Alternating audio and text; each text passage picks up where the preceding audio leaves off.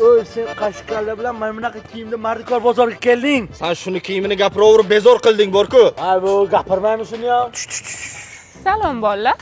Alik oldik. Menga ikkita mardikor kerak edi. Joni, tayyor bo'lsang ketdik.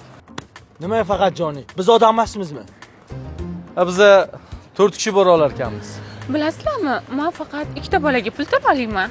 Ha, shu qiz zotini ko'rsang, tekinga ham ishlashga rozisan, ha? Ko'nglim sezyapti. Taqdir bu qizni bu yerga bekorga olib kelmadi. Hozir ko'ramiz. Biz jamoamiz bilan kelishib, bugun savob uchun ishlamoqchimiz. Voy, hali ham bormi shunaqa jentelmen bolalar? Qani ketdik? Ha, jo'ra. Bugun uxlamasdan ishlaymiz-ku. Nima bo'ldi? Mana boshliq, serg'ayrat yigitlarni olib keldim. Oho!